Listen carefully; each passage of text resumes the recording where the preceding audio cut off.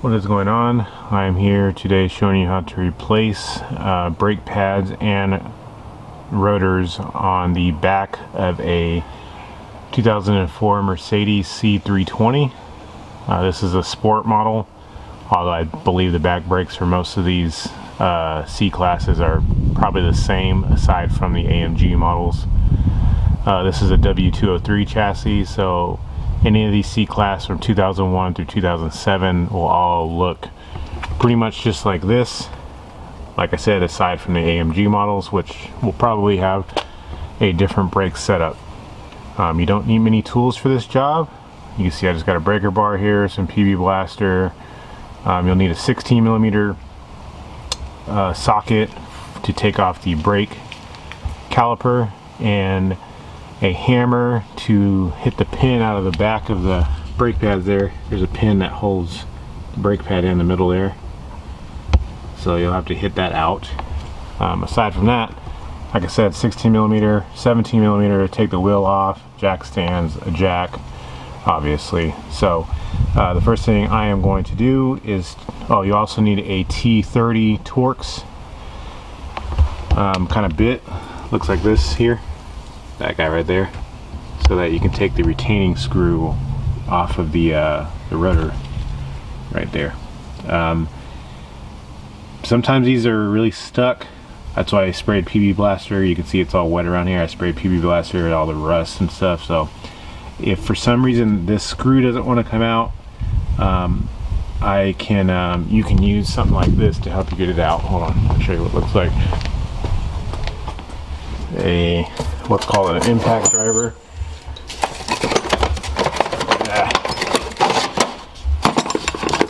Looks something like this. I don't know if it'll focus on that. Maybe it will, maybe it won't. It's called a impact driver. So you take this and you'll adapt a bit to it, a T30 Torx, and then what you do is you stick this on that bit and you hammer the end of this, and that quick jolt is what will break that free. So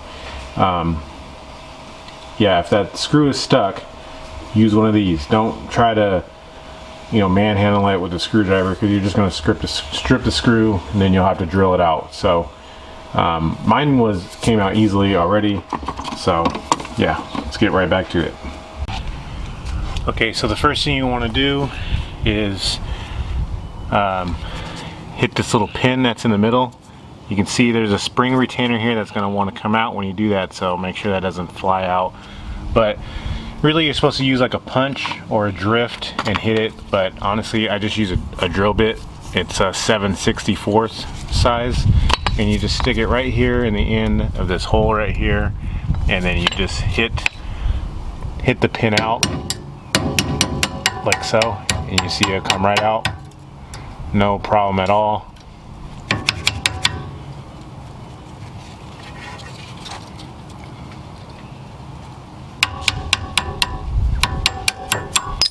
Just like so.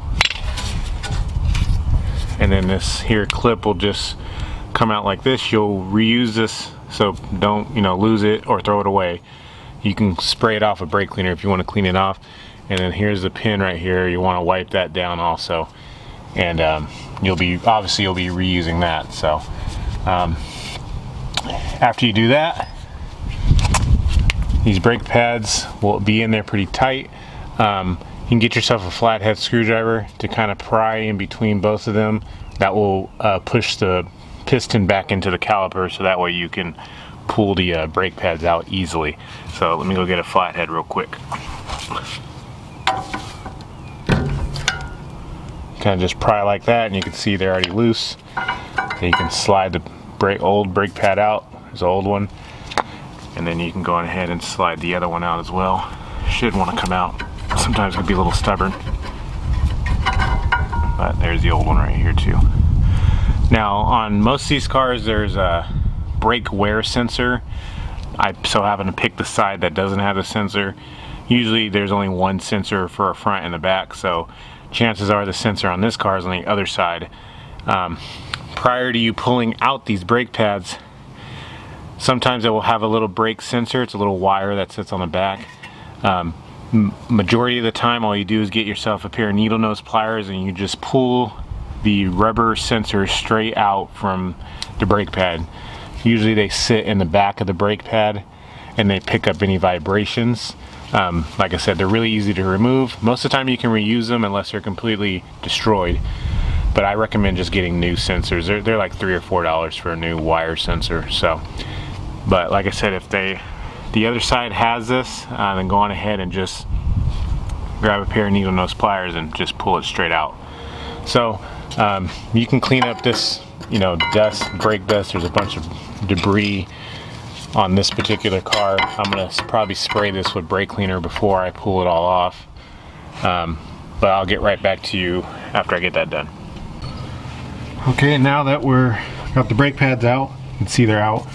You need to take off this brake caliper. To do that, there are two 16mm bolts holding the caliper on. Unfortunately, I can't get an angle at the top one. This right here is the bottom one. Just a 16mm, break that loose and take it out. And the other one, the top of the other one is just right here where my finger is, right here. That's the other one. So just go ahead and loosen and remove both of those. And then the brake caliper,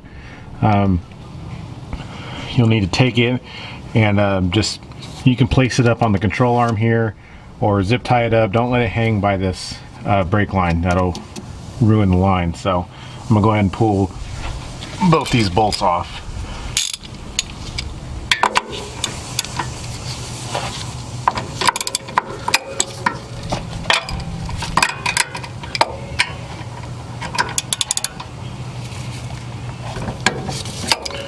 And that was pretty easy. So that's one of the bolts out. And the other one is the one down here on the bottom.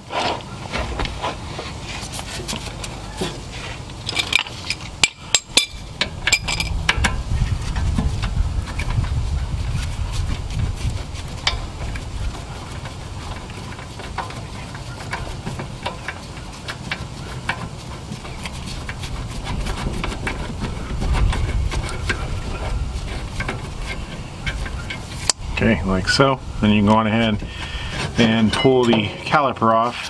And I'm just gonna let mine sit just right here momentarily. And we'll need to compress these pistons back in. You'll see the pistons here, they're both, this one and this one, they're both out. There's a piston compressor tool that ratchets and it has two pads. I don't have that one. I think I let my buddy borrow it and I don't have it. So I'm going to try and see if I can use my other piston compressors. I have two different tools and see if they will work. So you do need to push these back in. I will try and leave a link in the description below of the correct tool you can use for this, so that way you can push these back in without having to struggle like I'm probably about to do right now. Okay, let me show you guys what I did here. Like I said, this is the incorrect brake tool to be using on this, but sometimes you just make some things work. Now you can see I have a normal brake single piston tool that you would use on like a sliding caliper. What I did was pretty much just stick half of it in. I stuck half of it in there, then I used an old brake pad on the other side to push the other piston in, and obviously you can tell as I spin this here tool, it will push both pistons back in at the same time. So I made this one work now. It's really not the correct tool like I said, but in a pinch it will work. You can get this here brake tool at any parts store for probably about $9. But like I said, I will leave the link in the description for the correct tool, so just check that out. But this worked just fine. You can see how I got it in there. Both pistons are completely pressed back into place. You do need to push the pistons back in, otherwise you won't be able to get the new brake pads in. So now that that's all sorted, we can go on ahead and get to removing this rotor. Okay, so to remove the rotor, you need to have a T30 Torx bit to remove the retaining screw that's right here. Just like so. Most often than not, these rotors are going to be really stuck on there. what I recommend to do is to get yourself a big hammer. Sometimes maybe a small hammer like this might work. I'm going to try it. And hit right here on the face of the rotor. Don't try to hit it from the back, because then you tweak the wheel bearings, you know, more than they need to be. So if you just smack right here pretty hard on the face of this, in addition to using some, you know, WD-40 or PB Blaster, which I've been putting on here, most of the time the rotor will just pop right off. So, oh, and if you have your e-brake on, make sure you turn your e-brake off. Release it, because the e-brake actually has shoes, like a drum shoes in here that's holding it. So release the e-brake, and then you can go ahead and try and hit it off.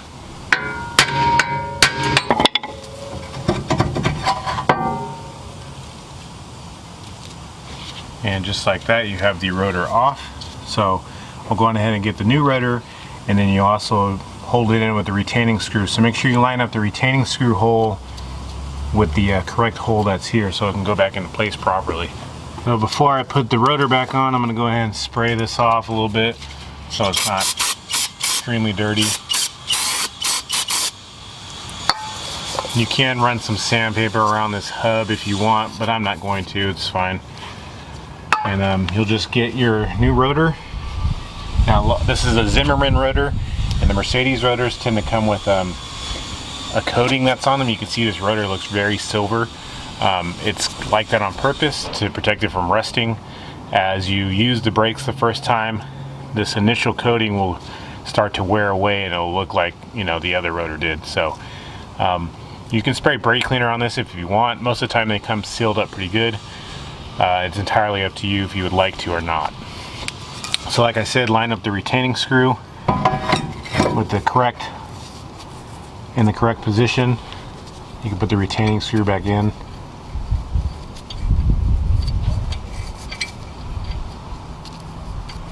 Like so.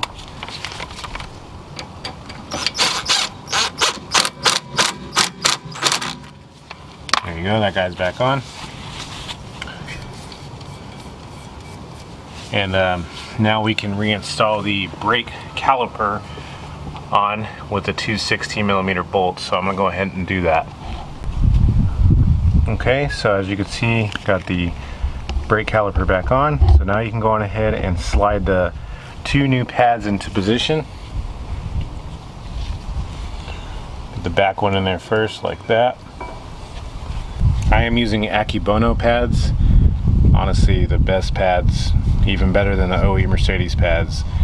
These work great. They have good friction properties, and they don't leave a bunch of brake dust all over your wheels. They're a little bit expensive, but they work really good. So got both brake pads in there like so. Then all you need to do now is get yourself your hammer and the pin that slides back in the back, and make sure you got everything lined up properly. And you'll need to slide the pin back in, but you can't forget to put this little retaining clip right here into place. This pretty much just sits right here in the bottom of the caliper, and it gets held in by this here pin. So it might take a little bit of force for you to squeeze it down and then get the pin to slide in, just like so. So this actually will rest on the brake pads, on the bottom of the pads, and then you'll just hit the you have to just push the pin in. It kind of takes a little bit of finesse, but I should be able to get it in there.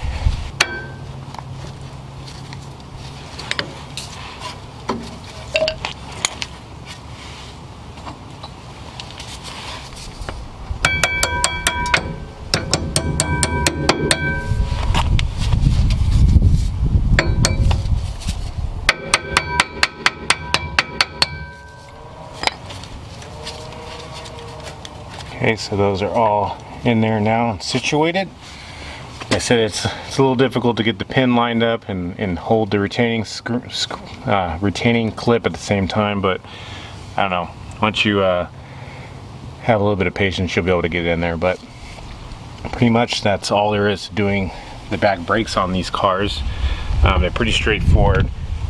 They're a lot easier than most other cars, but there you have it. So if you have any questions or comments, please ask them in the comment section below.